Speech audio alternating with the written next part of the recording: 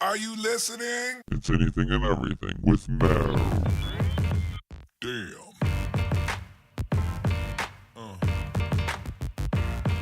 Yeah. Yeah. Hey everyone, this is Anything and Everything with Matt. One of our first video podcasts we'll be doing. I'm here today with my psych professor, Mr. Bradley Mitchell. How's it going? It's going well. So I guess we'll start with telling us a little about yourself. As you mentioned, I'm a psychology professor for Ivy Tech in Valparaiso, Indiana. I have quite a few different specializations, kind of eclectic in what I enjoy. Right now, my interests lie in behaviorism and also consciousness, how the interplay of what we do in daily life is manifested internally within us. Very interesting. And how long have you been studying that? Well, I've been studying psych since I can remember, but just bouncing around into different specializations is kind of a perk of being in the academic world, because you can basically whatever it is you get interested in, you can kind of use the teaching environment to kind of bounce ideas off of people. So I've been really interested in consciousness for the last couple of years, because it's just been a topic that doesn't get addressed a lot. It's one of the softer sciences because there's no tool out there that can really effectively measure consciousness, and so it's a little bit more on the realm of philosophy. But it's still something that we need to have a good understanding of. So do you believe that the consciousness is more of a thing that's just in the brain, like you think it's just created from the brain, or do you think it is something that is beyond, I guess, life? Yeah. The struggle to even ask the question indicates that it's something that we don't even have a good foothold on where to start. For the longest time, we've been dealing with the brain and the mind as this dualistic thing. 2,000 years, we've been saying that dualism is what's going on. We have a brain and we have a mind. And so one is the meat machine, one is the carbon-based entity, and the other one is kind of the ineffable, can't touch it thing. And dualism has always said that these two things they're two separate things, but they are inextricably linked. When you unlink them, you no longer have a human being. I kind of struggle with the mind being, or consciousness being simply a product of the brain, because we have so many different instances where there's incomplete brains or brains that have fundamentally changed, and yet the mind remains. And then tiny little changes to the brain indicate that a new mind or a new person or a new consciousness comes into being. And so we don't have a really great understanding of that, coupled with the fact that, not to go too Freudian, because I know that kind of turns people off, but there's consciousness, there's subconsciousness, there's unconsciousness. And we treat the subconscious and the unconscious as if it isn't us. I always hear people say, I had a dream about something, and I had, this event happen, but I can't control my dream. Well, if you can't control your dream, then who the heck can? It's you. And so if you are unconsciously thinking of something, who is that? Who is making that thought process? And so it's fun because the more you dig, the deeper the hole is, and I've yet to figure out a way to dig upwards. So it's just a very interesting topic to get lost in. Yeah, I can see that. It's very, I guess, controversial, because some people believe that, that we are sentient and we are in control of our own choices. And then there are some people who believe that we don't have free will, and that everything is kind of, based off of some other chemical reaction in our brain making us do what we do. Mm-hmm. And it's kind of scary when you think about it, Yeah. It really. And that's a new subfield out there called behavioral economics. And behavioral and neuroeconomics. And one of the tenets of neuroeconomics is that we basically, all decisions are made by the neurology of the brain and the biochemistry of the brain, and our consciousness is basically spending all its time justifying why we did that, because we are a single entity. So there's a theory out there that says we're basically just we are lacking of free will, but we're consciously trying to justify why we did something because we're the ones who are doing it. And they've actually had some pretty interesting research where they've actually shown that these decisions are being made before the person even knows that they're making the decision. And so the only thing the consciousness can do is be justifying why they did it. And it gets into cognitive dissonance of, I did it, therefore I must have had a reason for it. And that's what the mind is doing. And that gets scary for some people because, it gets into that, well, then who is the controller? If I can't control my brain, if I can't control my neurochemistry, we have this innate human belief that somebody has to be in control. So who is it? And I'll leave that open because there's so many different really fun answers that you can talk about. Mm-hmm. Like if I'm like, why did I drink that?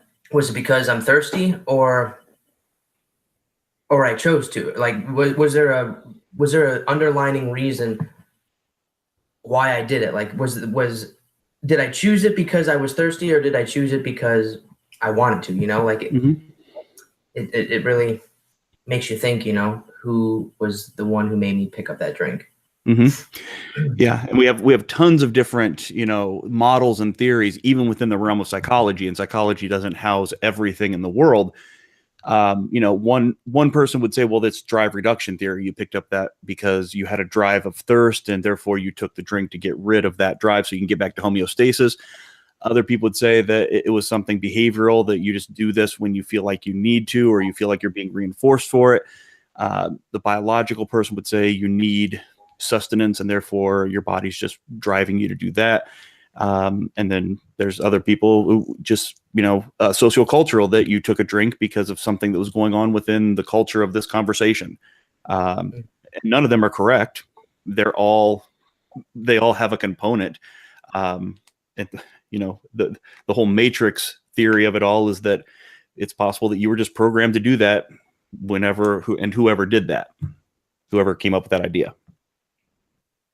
So if all human behavior is on some level predictable, theoretically, can you create like a machine or a computer that can almost simulate all of can it simulate all of the choices that you would make? And I almost predict, can it be a predicting type of system that it can, if people can predict human behavior, then could a machine do it on a rapid level? And should we be worried about that? Yeah, a machine can actually do it on a much more effective level than a human can, because a human's always going to be taking into account the drive of the person and the idiosyncrasies of the person. A simple, not even an artificial intelligence, but just a simple algorithm does a really good job of predicting what we're going to do and why we're going. Not necessarily why, but it's going to know fundamentally why we are doing things, and it's going to create a possible atmosphere to make that choice be less of a choice. This is where a lot of our best psychological minds get poached into marketing, because they're trying to figure out how to move people towards a predetermined goal. And whether that just be staging in a supermarket or a Super Bowl commercial for a Kia Optima, it's all about trying to get people to not make a decision on their own, but make them kind of that inception idea of making somebody believe that they came up with an idea on their own, when actually everything was put into place for that person to do what was meant to be done by somebody who's created it. It seems very, if you have the power of manipulation and the power to almost predict what people are going to do, you know, based on your action. I feel like that is a great responsibility that you have, and you know, it could be used. There's so many people who are using that, like, and taking advantage of people. There are so many. I mean, I feel like that is such a dangerous thing. You could either do what you do and help people, you know, and become a therapist with it, and learn how to manipulate people to empower themselves, to learn how to empower themselves, or you can manipulate people to, you know, do your bidding or for personal wealth and gain. I mean, it's pretty crazy. Yeah, and there is a bit of a misconception, you know, with the ability of people to be manipulated. But what it comes down to is we don't need to, as humans, we actually, against what we believe about ourselves, we like to be given less choices. We actually prefer to be kind of driven in the direction of where our best options are. We believe we have this paradox of choice where we think we want to be able to choose between 50 different cereals in the morning, but in all actuality, we would rather just be presented with 2 that we like, so that we're not constantly trying to make a decision off of many different things. And the whole notion of, you know, that people can manipulate people. Most people, if you take the word manipulation out, most people like to be told what their best option is. It just makes things simple for them. But if you start to tell people that they don't have their own choices, then things get a little bit more complicated, and people don't like that. But for the most part, most people like being told what the best option is. It's helpful for them. Yeah, it seems kind of like instinctual, like it's in our human nature, like tribalism, you know, to follow a leader, someone with confidence and manipulation, you know. With the traits that we would like to see within ourselves, we tend to follow those things. And so, you know, manipulation, if you're looking at somebody who's confident and doing what you would like to do, you don't see it as manipulation. This is why, you know, kind of to jump onto a tangent, this is why when you ask people why they got into a cult, they almost always don't feel like they were in a cult. They felt like they were in a good program or a good group, because the charismatic leader that they were following had traits that they wanted for themselves. It's only the outsiders who don't see those traits that see it as a cult mentality. Yeah. Like the story of David Koresh, that TV show that they came out with called Waco. Yeah. Very, very good watch. I recommend it to people who are listening. That is a great example of just how someone, like, you know, very charismatic and charming and manipulative what he can do to people, you know, what he can bring people to do. Mm-hmm. And I think people like that, though, who give that energy off, like they are, you know, idolized, like someone you'd like want to be. That's so attractive that I feel like it explains maybe a lot of, not saying that this is what religions, you know, people from like these people from religions are based around, but I think that like people like Jesus and people who stand out, I feel like are people who had that vibe or that energy about them that everyone wanted to be like. That, like back when there was a world of savages and everyone was, you know, kind of, you know, fending for themselves, I feel like people like that really stood out from the crowd, you know, and attracted millions of people, you know. Mm-hmm. Yeah. Yeah, and I think, you know, it's hard to compare, you know, somebody like Jesus or Buddha to David Koresh or Jim Jones, but I really think that David Koresh and Jim Jones and people like that, and even people like Charles Manson, they started out with, I don't think that most of those people started out, you know, thinking that the end of this is going to be some horrific event. They started out with good intentions, but ultimate power is something that becomes very enticing. And when somebody gets that ultimate power, things start to go terribly wrong. the beauty of kind of our religious icons is that possibly they didn't live long enough, or maybe some would say that they just lived the perfect life. Others might say, well, maybe they didn't live long enough to flame out, like some of these other individuals have. To each his own. Yeah. So what do you think? What do you think is going on with this mental health issue that's going on in the public right now with the gun or a person problem in specific? Yeah, it is. There's a big difference between the talking heads of CNN, Fox News, Choose Your Poison, and the real world. The way, if we're looking for a talking point and we're looking for a simple soundbite, then it's a gun control problem and it's a mental illness problem. But if we're really going to sit down and talk about what's going on, it is so much more complex than that. Simply put, the gun control issue, which I'm not an expert on by any stretch, but the situation down in Florida, the young man purchased these guns legally.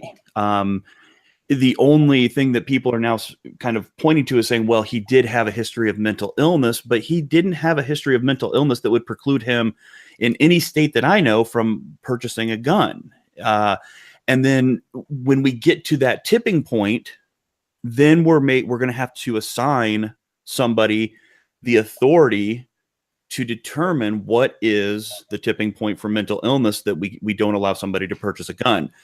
And I've heard a lot of people say that mental health professionals would be the people to do that, but we're not trained for that. We are trained in symptom reduction of particular psychiatric and psychic issues, and none of those issues involve going on a killing spree with a gun. Can't the law come back on you too, if that's the case? If they were relying on you?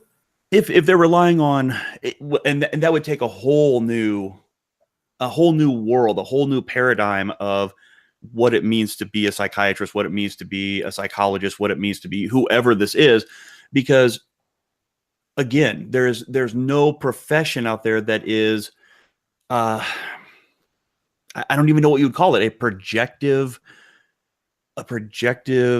interpreter of people's potential behavior. I mean, the only thing I can think of is if we get 3 people and put them in the water like Minority Report and they figure out who's going to be the future people. And that's not, if they offer a program like that somewhere in, graduate school, it's probably a fraud. I don't think there's an actual science to that. So I don't know. We know that behavior begets behavior, but we can't point to the young man who did this horrific event. He had never gone and shot up another school before. He's never going to go and shoot up another school again. But he did some actions that people are looking at and saying, yeah, wow, he posted that he's going to be a school shooter on YouTube. Well, I would assume that if you did a search, I don't think I'd be exaggerating to say thousands of people have said something to that effect in the anonymity of Twitter and Facebook and YouTube. Mm-hmm. It just happens to be that this one fit, this one worked. And, everybody's a genius in hindsight. I can win the lottery every week if you allow me to buy the ticket after the drawing. And so to say that we should have taken this guy seriously, I don't know that everybody wants that to happen for themselves. There'd be a lot of people being arrested for, just saying stuff when they were angry or whatever. Right. So, I mean, where do you draw the line, because I've heard people argue that teachers should be, learn how to defend students. And then that just means that, not only your job would be to teach, but you're also signing up to defend students with your life and to take a student's life if need be. I mean, that's a whole nother job category and requirements right there alone. I mean, you can't ask that there's no way Mrs. Rosenwinkel and my 3rd grade teacher is going to hold a gun. I mean, right. And shoot somebody. There's that. it's just a lot to ask from people. And I feel like if that was the case, teachers would be like cops or ex-veterans. And I mean, it would only require people who can handle those types of situations or who want to, you know? And unfortunately, my mind immediately goes to some horrific things that could happen. And, I completely agree. If you're asking a teacher to become a security guard, I have a hard enough time as a psychology professor. I don't want to teach sociology, and we're kind of kissing cousins of academia, and I don't feel competent to teach Social 111. So to ask a teacher to not only teach a class, but also be the determining person to see, who is a threat is pretty dramatic. And I can only imagine, again, I think about some of the worst case scenarios, but, I wonder if we have situations of suicide by cop where people who are, they want to go out in a way of a kind of a blaze of glory, or they have some kind of political reason, or they have a financial reason they want to do this. I can imagine a kid understanding that a teacher is assigned to protect the rest of the students. If a kid showed up with a gun and the teacher is told to protect the other kids, they may have to make that ultimate choice. And I can't fathom that. I can't fathom 1 minute teaching prepositional phrases and the next making a decision about what's going on in your classroom, where you have to decide what you're going to do as kind of a pseudo police officer. It seems mind numbing to me. And imagine just how many cases of teachers who wrongfully shot kids because they thought they had a gun in their backpack, or people who, teachers are defending kids shooting at the shooter and accidentally shoot a couple kids walking in front of them. I mean, there's so many liabilities. It sounds, honestly, when you think about it, it's absurd to even ask of that of someone. Yeah. So is it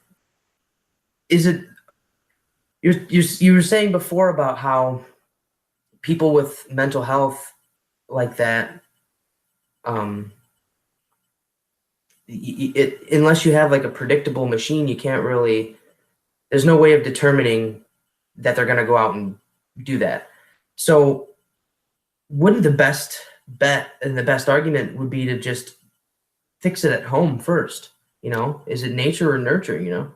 And I don't think anybody, if we weren't a world of sound bites where everybody's trying to get their tweet to be noticed or trying to get their 15 seconds on TV, I think we would all sit back and admit that this is an issue that does need to be fixed at home before it needs to be fixed in the school, because there is no fix. You could arm every single person at a school and it still doesn't fix the fact that somebody wanted to come in and do this. And I think that that's something that we forget, that for every person that does this, there are others that want to and don't. And that is partially a success, but also partially what's going on that's causing people to want to do this, to engage in such a horrific, earth-shattering event. And I don't think we can dismiss the fact that this is a home issue.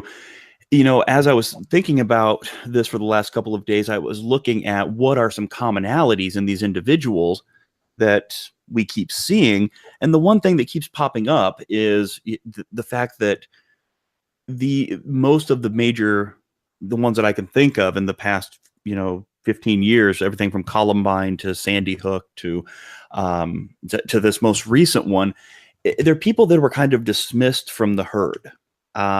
They were people who didn't have their own.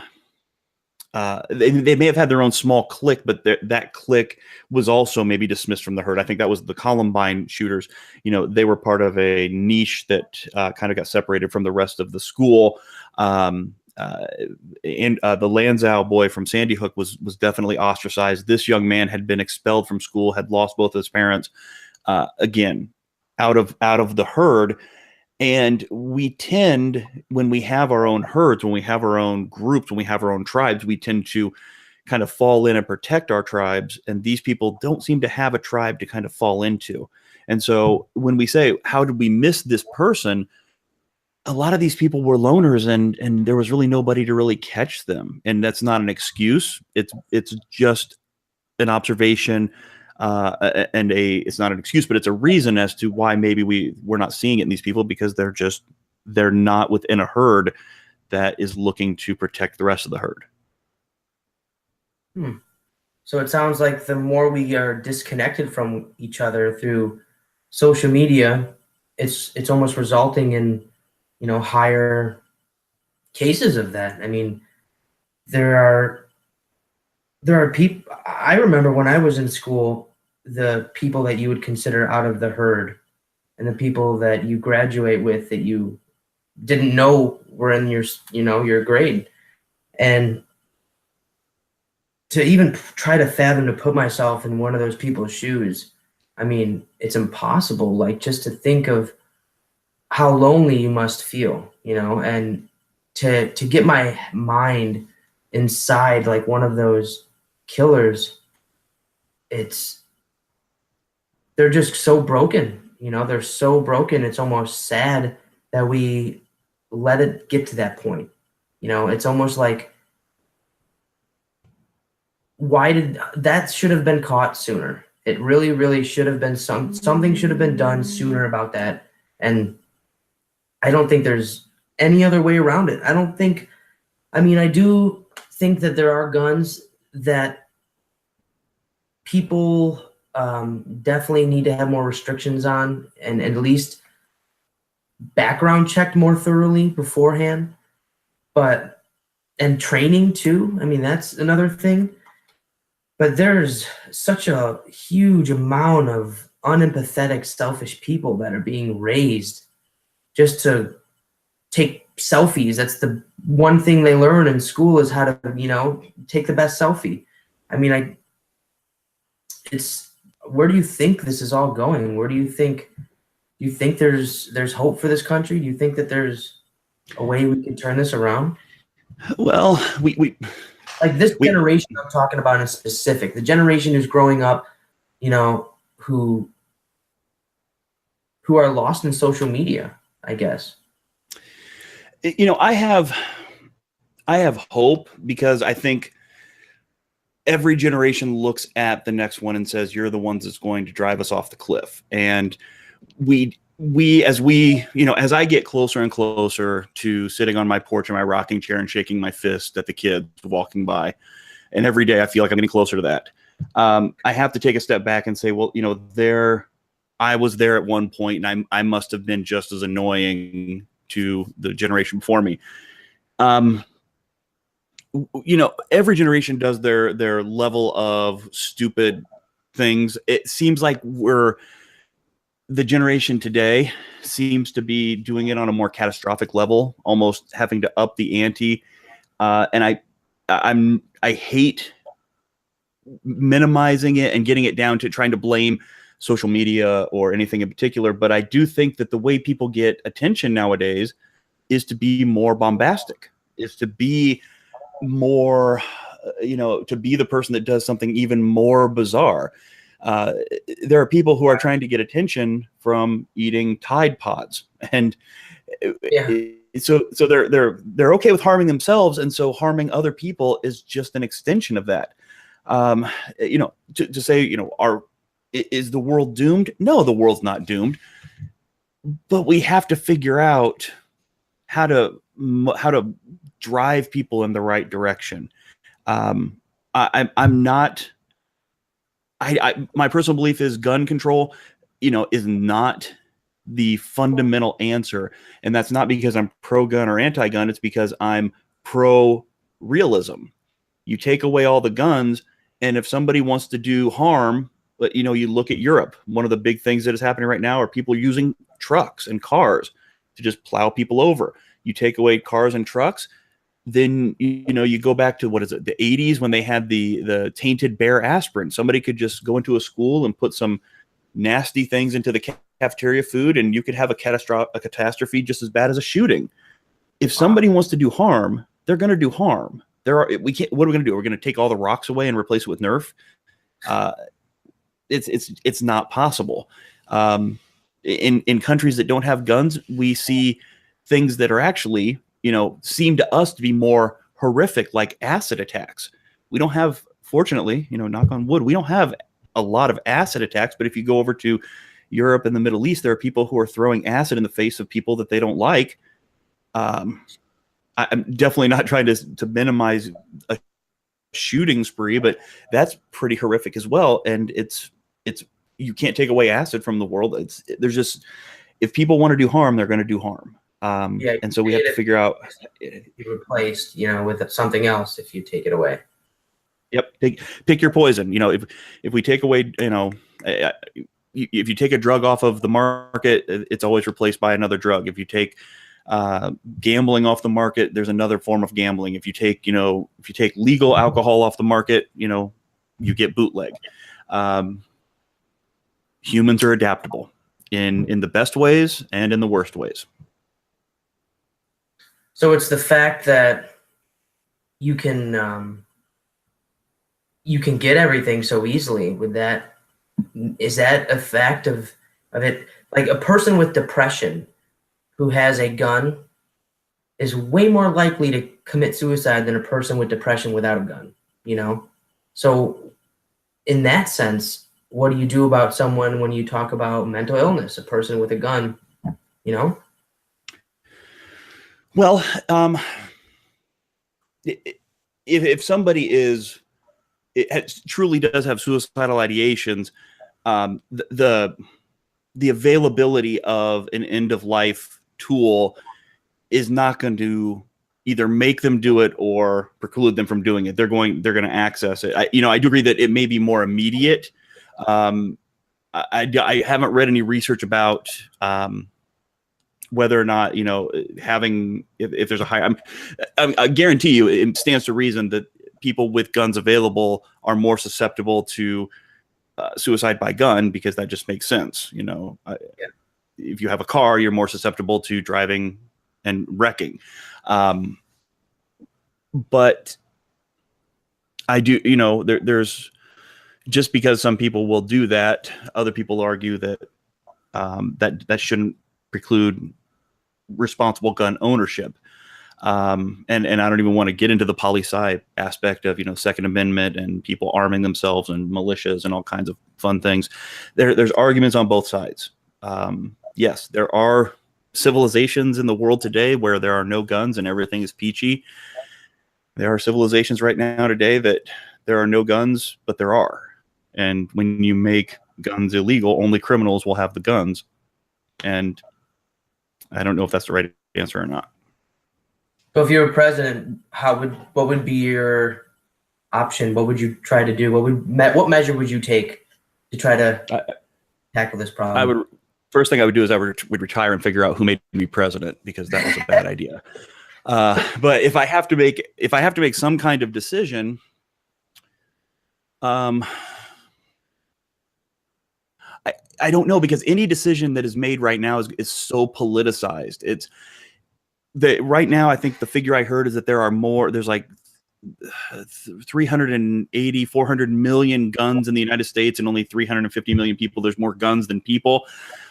We could go the route of Australia, where we offer to buy them back, but they only got a third of the guns out of people's hands. And so the only people who sold them back were people that probably weren't going to use them anyway. And this is an assumption, but the criminal is not going to sell back their gun because they need it for their way of life. The hunter is not going to sell theirs back because they need it for their way of life. The family member who lives in a bad neighborhood is not going to sell theirs back because it's part of their way of life.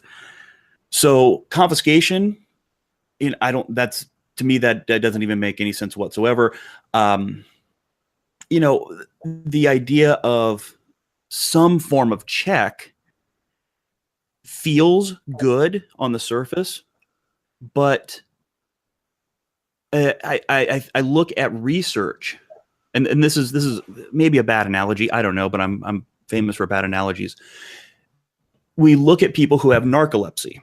Narcolepsy is where you fall asleep, you go directly into REM sleep, and it's one of the disorders where if a doctor finds that you have narcolepsy, they're supposed to immediately revoke your driver's license. Well, it's well known that over the road truck drivers, if you go to the doctor and you find out you have narcolepsy, the doctor's going to take away your driver's license. So what do? They just treat themselves. They don't go in and get treated for narcolepsy because they can't lose their driver's license.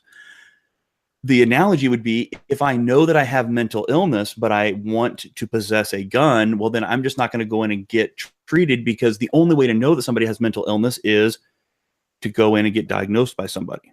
So if you want to do psychological testing for every gun purchase on a professional level, I support it, because that means more psychologists have more jobs. But I also know that there's going to be a website that's going to be up within days, probably on Reddit, on how to answer the questions correctly so that you can get your gun, even if you're batshit crazy. So that isn't the answer.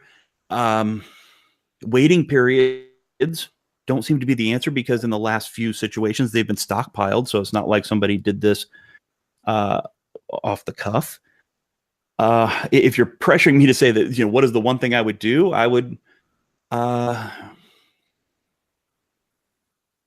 I don't know. I guess the easiest way is to say, let's look at curtailing these rapid fire, and I hate the AR-15s, but again, most people don't need those, but you're making that the devil, and it's not the devil. It's just a nasty looking gun that does rapid fire. It does hold a bigger clip, but I mean, aren't there certain types of shotguns that are illegal, and like you can't possess, explosives for a reason, Yeah. I can't own a nuclear bomb. I can't own a grenade launcher. I can't own. Again, every state is going to be different, but I think that there's some really, really heavy duty licensure that is required to own a fully automatic gun. But to be perfectly honest, a fully automatic gun in these situations would almost be counterintuitive, because it would be hard to control. If you look at the people that have committed these crimes in the last, if you look at like the major faces that I can see, which would be the Sandy Hook shooters, the Columbine shooters, the Florida shooter, they weren't big military dudes. They were littler guys. They were. And if you tried to give them a fully automatic gun, it would almost, in my mind, I just see cartoonishly them falling over, because the recoil would just push them back. I even think like a bump stock it wouldn't work for them. These guns that they use are powerful, but they're not powerful enough that it would stop them. So again, as I'm sitting here, again, this is not my level of expertise, and anybody who knows more about guns is probably screaming right now at how ignorant I sound. But to me, it doesn't seem like the weapon is the problem; it's the person. But knowing how hard it is to just get somebody admitted for a 72-hour hold, I don't know how we can curtail them from owning something that they can access in many different ways. What about the argument that it's all of our problems, or the people who, I wouldn't say all of our problems, but on a level, the fact that we let people slip by those cracks and I guess just live so sad and lost and not in a group, not accepted by anyone. I feel like that's almost irresponsible on someone who claims they, have empathy or have a heart and cares about other people. Shouldn't we be reaching out to everyone? And if not, shouldn't you tell on your neighbor who seems dangerous? And I know in this case scenario it did happen, and the FBI had some heat over that, because they were looking into this kid a couple of times, or like a couple of months ago before the situation, and nothing happened. Mm-hmm. It's a fine line. It really is, because some people are Okay, so using my verbiage, some people are extremely introverted, but they're not dangerous at all. I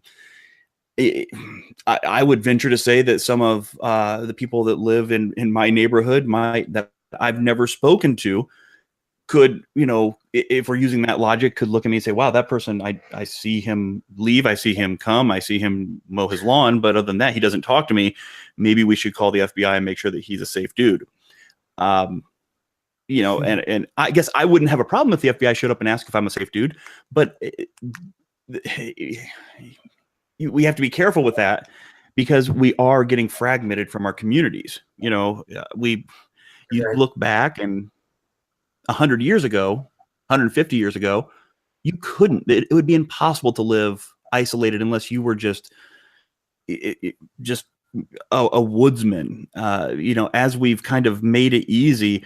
I was just talking in class today about the fact that with agoraphobia, it's possible now to really be agoraphobic and nobody know it, because with Amazon and Papa John's delivering, and you wouldn't have to leave your bedroom. I mean, you literally could. Now that I think Amazon or somebody's starting to do pharmacy delivery. I mean, geez, you could really be okay for, never leaving your house. And those aren't the dangerous people, but we may not know what's going on inside those houses until you're catastrophe. Right. There would be an enormous amount of calls that the FBI would get for people who, are just recluses. Mm-hmm.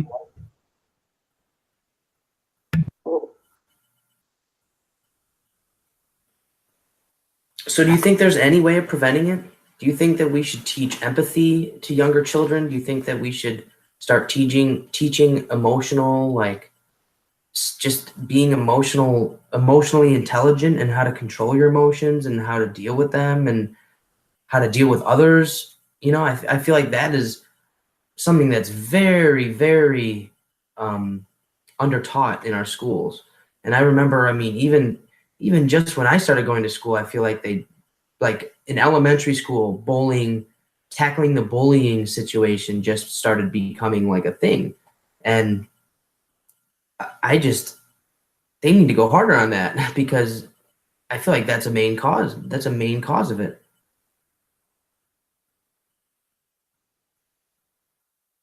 Oh, I can't hear you here.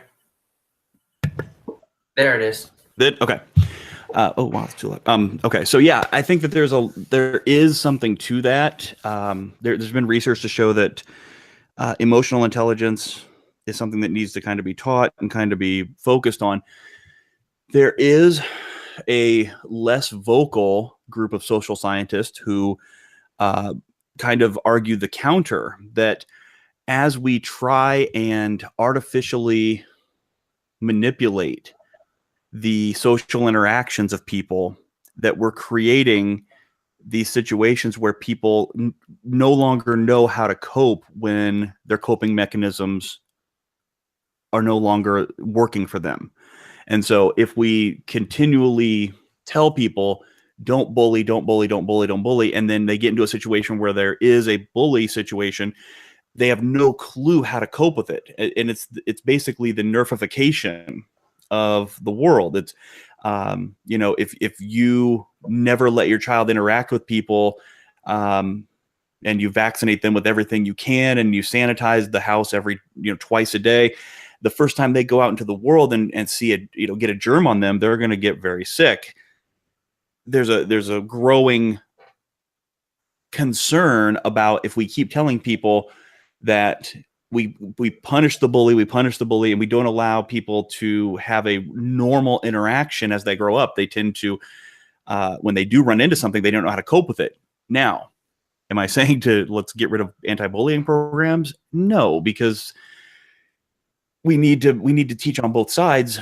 Bullying is not an effective way to express your own frustration, your own anger. Getting bullied is not a good thing for anybody, but we're trying to create such an artificial world for people that a lot of times I think that we're not preparing people to deal with problems once they get out in the world. We have helicopter parents who don't allow kids to fail. We have, again, I'm getting my cane out and I'm going to start wagging it. Everybody gets a ribbon. We're not going to keep score. And we're not allowing kids to understand that these negative emotions are part of life, that they need to be able to cope with negative emotions. And it's not, let's blow up when they show up. I need to get back at people, but I need to be able to deal with these emotions, and these emotions are on me to be able to deal with. So you're saying if you teach someone, and theoretically, if you continue to try to teach a kid to push away things that make him angry, or just to avoid anger in general, then a situation will arise where something will make him inevitably angry, and he won't know how to handle that at all. A little bit, yeah. Even more so, I think that when we try to keep kids out of situations where we believe that they will be exposed to that anger. So I'm a proponent of learning trials.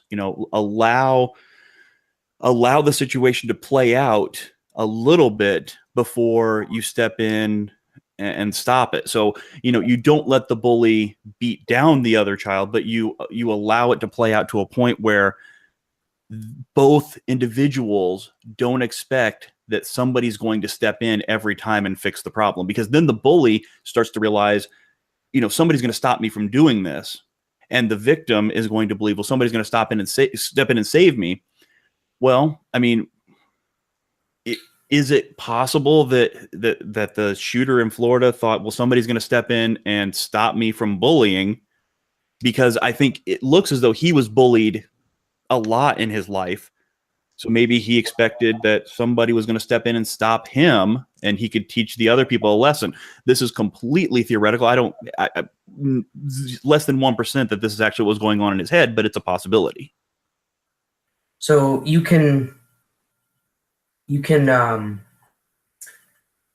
I forgot, I lost my train of thought here.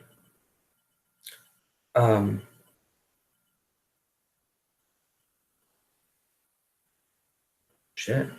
That's what the editing button's for. Yeah. I lost it.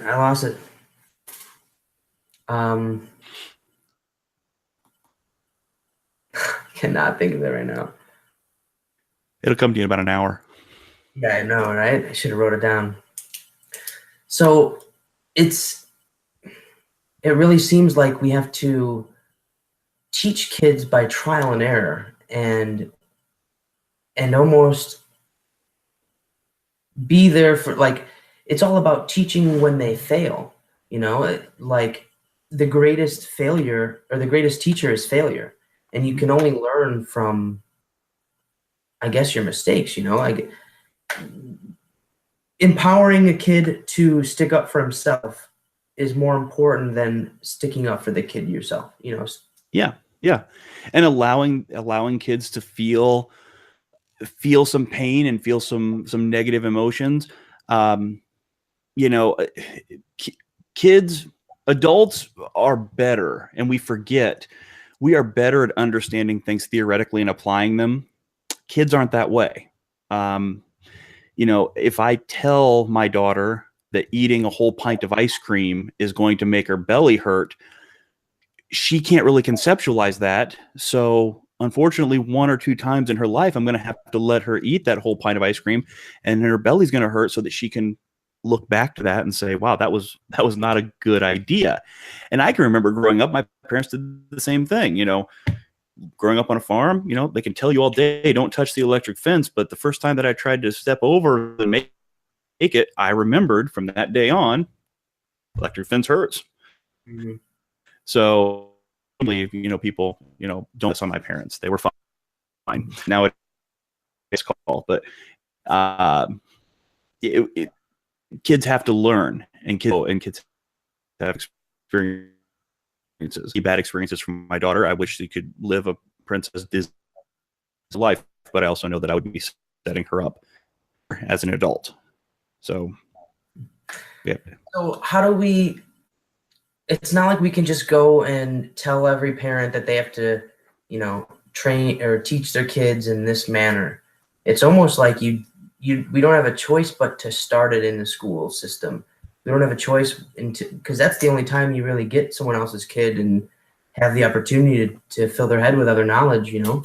And that would be the most crucial time to implement a program where I don't know. I feel like there's something, it hasn't been created yet, but I feel like we haven't, as a nation, put effort to thinking about something that we can put in place that can maybe in the future, you know, stop, prevent some of these things and just in general create a more emotionally stable people.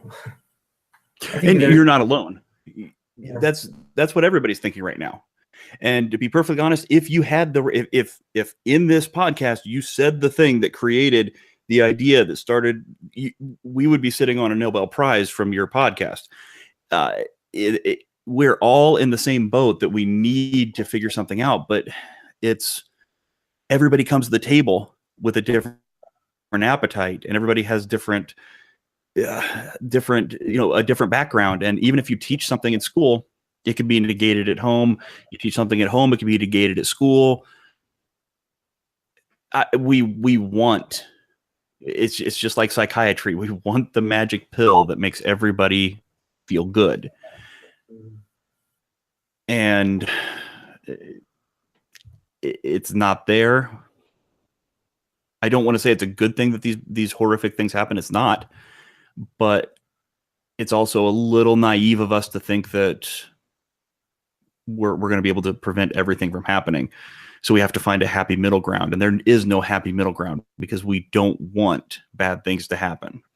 Yeah. And we're not going to tell people to stop thinking about it and, you know, just don't think about the bad things, because you need to consider it. But if we could figure it out today, we wouldn't need to think about it anymore. And I think it's been we're not the first generation nor the last that need to consider what to do with this. And it's going to be an ongoing struggle.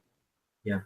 If I was in that situation where someone around me or someone I went to school with for a couple of years did something of that level, especially someone I never maybe would have expected. I'm not saying he wasn't one of those people, because I know that people were saying he was, people thought that he was one of the type of kids to do that. But in other situations, I would have a problem trusting anybody again, and I would constantly fear everyone's behavior, everyone's intent. That would really, I feel like, mess me up. Mm-hmm. I can't even imagine, where do you begin to like recover after that? Like, how would those students going to school? How are they going to finish the year if some students refuse or parents refuse to send their kids there? Like, is there going to be a mass amount of kids who are held back a year because of that incident? Like, I don't know. And we can only look at history. You know, I can't remember. I think Columbine. I know that they never went back to that school, but I think that they started classes up at a different school. I think the same thing happened at Sandy Hook. To be honest, each student is going to have to take their own journey. Some are going to be ready to be back in school now. Some are going to struggle. Some that really had no direct impact of that day are still going to have a harder time going of it because they lived it vicariously. And I don't think we should discount that. But yeah, I mean, it's definitely going to, it's the same thing as, you know, when you are living your life and all of a sudden there's a major illness that comes down in yourself or a close family member, you have the next 5 years of your life kind of mapped out. And then all of a sudden, boom, you're hit with something and it changes everything. And I think that's the same thing we're looking at here. Those students and those families are going to have to kind of take a step back and say, you know, graduating in 2019 with my class was the original goal. And as of last week, that has changed for me, and they have to kind of change the direction and understand that this was one of those turning point events for them. And again, the word fair is going to be bantered around, that it's not fair, but it's and not but. And it's right. It's not fair, but it's what is going to happen for these young people, and it's sad. Yeah. So that's so terrible to think that this just continues to happen, and people are just continuing to argue about, if it's a gun or person problem, and like we've been talking about, it's both, but it's so much more. It's so much more. There's so much to even begin to cauterize this wound that we have. I mean, as we are digging deeper, I don't know where to begin. I can't even see a spot. You have to almost do all these things at once, and just hope that it starts improving, because nothing is going to get better instantly at all. We really do just have to wait and keep our eyes, open and vigilant, and hope for the best. But I feel like just sitting around talking about it and arguing about it between all this Facebook stuff is just not productive. No, it's not, but it's what people can do. Unfortunately, this is one of those things where people feel like they want to do something, they need to do something, they need to advocate for something, and that's all, sitting 1,500 miles away. What more can you do? There's only so many hugs and so many, nice thoughts that you can send to these victims before you realize there's not much else that you can do to accomplish something. And so we want to feel like we're doing something, and unfortunately there's not a lot we can do, but there are things we can do. We can just be vigilant, and we can be mindful, and we do things that we might say were missed down there. So if we, instead of talking about, what they missed, maybe having a conversation with that young man or young woman or adult person who seems to be a little bit distant. Your job is not to diagnose them. Your job is not to ask them if they're going to shoot up a school. Your job is just to have a conversation with them. And maybe that conversation stops them from thinking about doing something bizarre. It's not, I don't think I'm encouraging anybody to do anything that's going to harm anybody. Being nice, these things sound so silly, but I'm putting on my Carl Rogers or Fred Rogers hat. Smiling at somebody, telling somebody hi has never killed anybody, as far as I know. So it's something positive we can do. Yeah, that's the thing that really, like we were saying about teaching kids, emotional stabilization and stuff like that could have its side effects. But one of the things that we really do need to teach and almost ingrain into everybody is to treat people how you want to be treated, and to absolutely, yeah, completely understand how your actions impact others. Everything that you do, every piece of litter that you throw on the ground will have a longer impact. And I feel like the butterfly effect is something that should be almost a full-on course that you need to study throughout your growing years. And you should almost know like the butterfly effect like the back of your hand, and the fact that everything, whether it is from raising a child, everything you do influencing and raising a child, to watching that child as a friend, from a friend's point of view, watching him in school. I mean, there's so many things that you can do by just what you said, smiling and being a good person, that literally can go such a long way if we all just got on the same team. Yeah, absolutely. It's small things. It's not passing new laws. No matter which side of the fence you're on with that, passing laws is a bigger, and it has less effect on your day-to-day than anything you could possibly do. So just if everybody does their thing, I love that the phrase, before you start telling other people what they're doing wrong, first make your bed. make sure that you've got your stuff together. You know, do what you need to do. And if everybody focused on themselves, then we wouldn't have to focus on other people. And that's what laws are. Laws are basically everybody saying collectively somebody else is going to do something wrong and we have to stop them from doing it. Well, if everybody just took responsibility for themselves, wouldn't have to deal with laws. But again, that's Smurf Village utopia. This is an interesting talk with you, though. I'm glad that we were able to have this while it was relevant, too. Oh, absolutely. Yeah. Yeah. And hopefully it's something that historically we can look back and say that was relevant. Unfortunately, I think it's going to be relevant again and again. And that's getting back to that pessimistic, optimistic. That's a pessimistic way of looking at it, but I think it's realistic that this is a problem that's not going to be solved today, but maybe we can take small steps. Now, I've heard from someone that in order to draw these lines, whether it's gun control or whatever type of laws that we have now, there has to be versions. Sometimes extreme versions need to happen in order for these lines to be drawn in the sand. And maybe that's kind of, we can't see it now because we're in the moment of it, but maybe that's kind of what we're experiencing, the most extreme of it happening. And then this is going to result in something afterwards that, you know, can lead us in the right direction. Maybe we kind of, as fucked up and bad as it is to say, maybe this was the necessary evil that we need to wake up as a country and to, you know, turn our hearts on. Yeah. Here's to that, you know, because I don't want to have another even more horrific event happen to get our attention. If this didn't get our attention, then I don't know what will. Yes, I agree on that.